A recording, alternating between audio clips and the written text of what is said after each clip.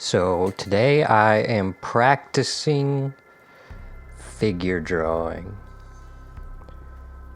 So you see I have a horizon line there, and I've learned recently that all of the heads necessarily go on the horizon line because your eyes always line up with the horizon line, and so everything that is basically as tall as you or your eyeballs should sit on the horizon line. And that was like critical for me as far as perspective. Like I apply that to almost everything. It's just like, if I'm looking at this, how tall is it compared to me? And like if it gets anywhere near my eyes, it's on the horizon line. I don't think that's like a revelation or anything. I think that's what people have known for a long time, but I just learned it. So here's one that's got a little bit of a different gesture. Maybe he or she is walking in that direction. I don't know.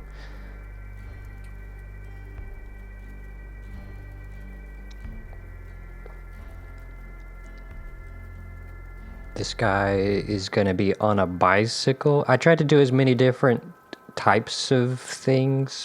People on bicycles, different sizes of people sitting down. This was a lot of fun. I don't know if it was super successful. I mean, as far as practice, sure it's successful because every iteration is good or good for you.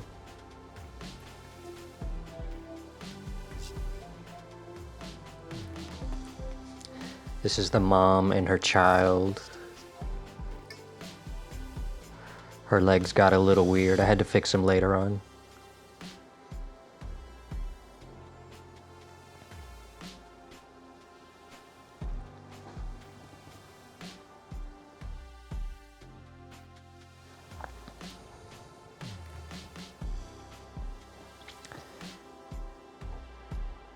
Yeah, so not super technical, not too complicated, really just putting down figures, trying to do some variety, learning some things, try to bring up some values at different times.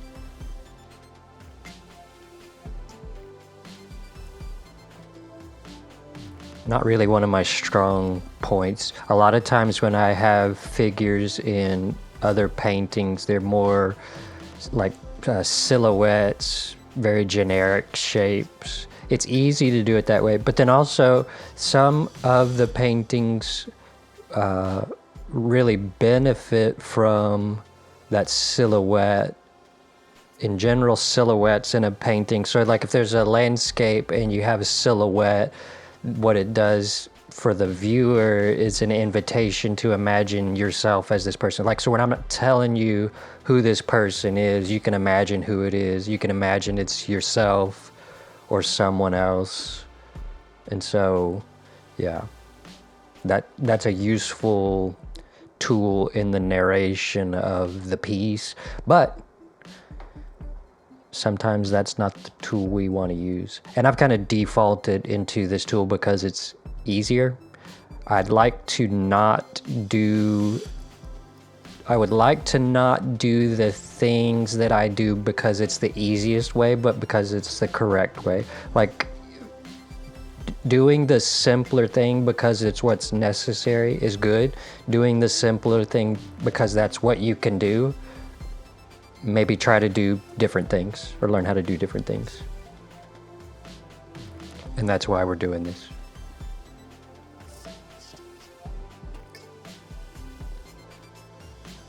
This scene over here got a little weird, very dark. It's kind of funny. All these guys are in black clothes. Maybe it's some businessmen having a little luncheon outdoors under these umbrellas. In the total scene, this just is too dark. once all the like background stuff gets in there, these guys just stand out. Which doesn't make sense because they're further back. They should be a softer value. But then, yeah, just too dark. And it's weird because they're also quite undefined. Like their shapes are quite undefined, but their value is real dark. So it's just a mismatch of technique.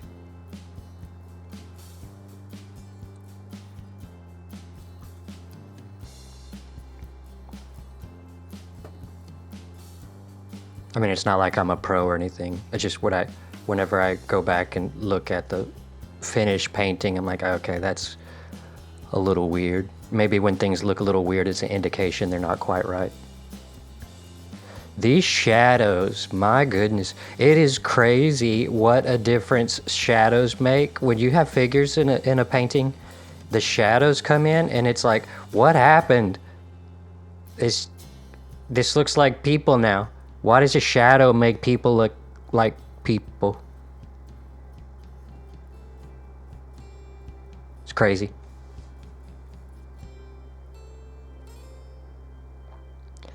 In art terms, they call it grounds the figure, which is kind of funny because the shadow's on the ground.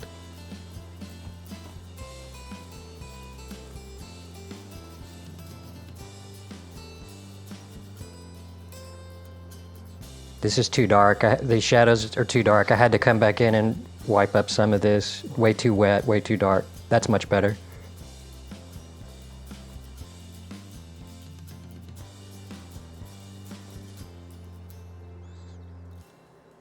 A lot of indecision.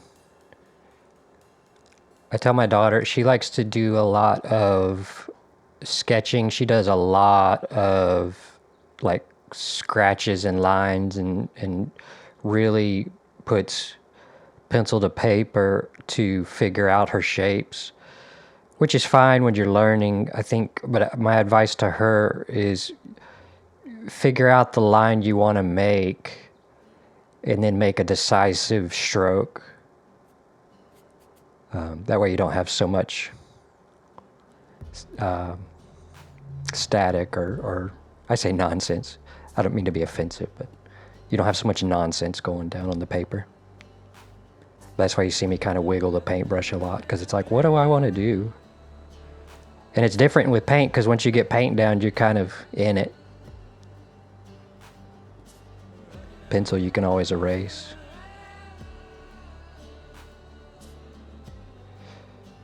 Wanted to get some figures next to each other back there. You know, because not all the time when people are walking around, they're by themselves. Just trying to the realism in a scene. It's weird because you got to think about all this stuff. Like, what would people actually be doing? You get into the abstract of create. So this is all just, I'm not looking anything. It's just out of my imagination. And sometimes when you're working out of your imagination, you create scenes and images that aren't exactly coherent with reality. Like, if people are walking in a park, you're bound to see some people walking in groups or in pairs. But whenever I was, you know, I had to be a deliberate decision to put those people together, because I was just like, you know, the person here, a person here, a person here. Oh wait, why not two people here?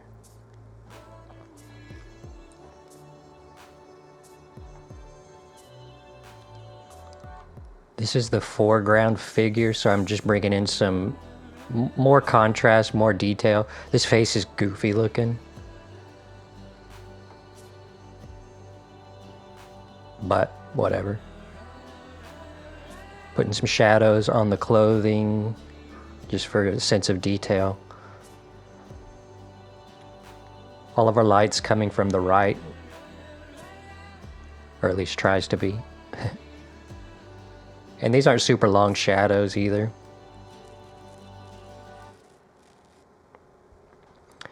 Going in for another bicycle. I'm not sure these bicycles are pretty well executed. I went a different starting point for this one, and I think I got a little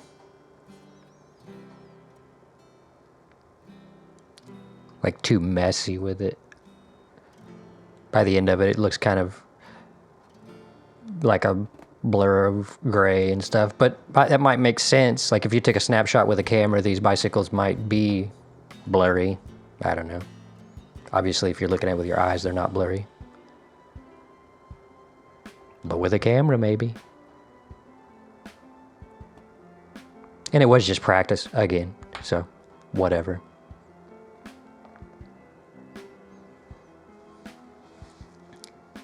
Way too much water in this brush. Ah! What are we doing? Clean it up.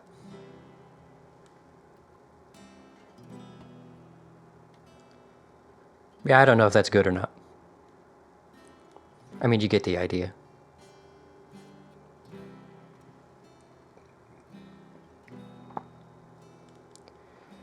And what I found a lot of time in watercolor, if you can get the idea, that's good enough. Particularly on things that aren't necessarily the focal point. So like we've got this foreground figure, and we've got like the lady and her son's a little, you know, it's got some detail. The weird thing is the lady and the kid is closer than the foreground bicycle, but I feel like their sense of clarity is mismatched. Like, so the lady with the kid is clearer than the closer guy on the bicycle. We'll just chalk that up to motion blur. We painted in motion blur. There you go. He was zooming.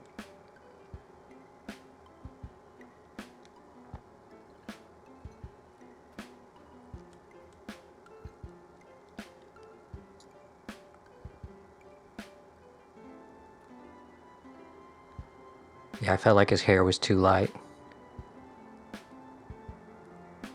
And what an interesting hairstyle. Darker. Some shadow on this side of the face, on the neck. Just more definition. Yeah.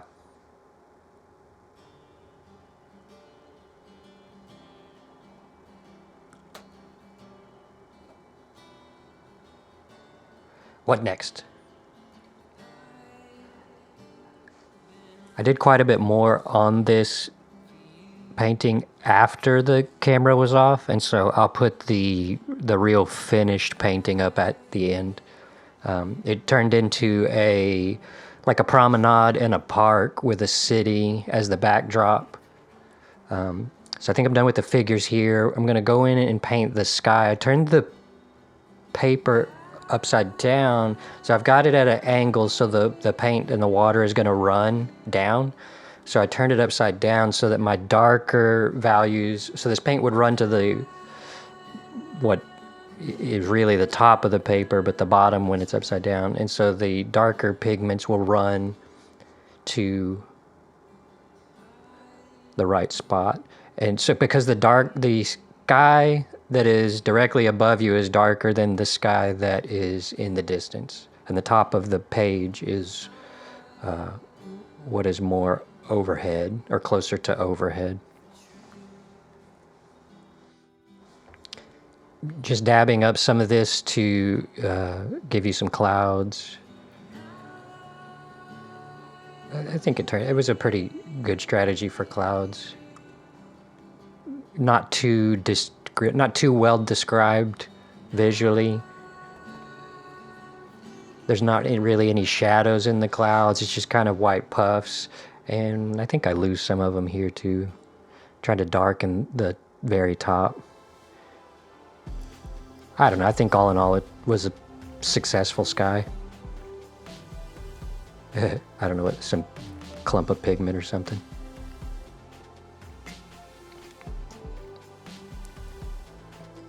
I think with this, I was using the Winsor Newton Cotman paints.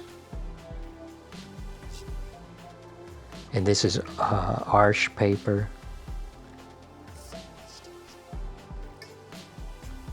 Yeah, I'd say that's a fine sky.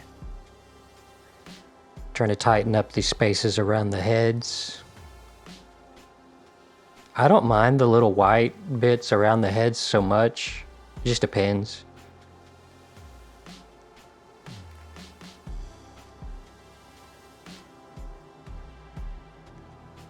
That was fun.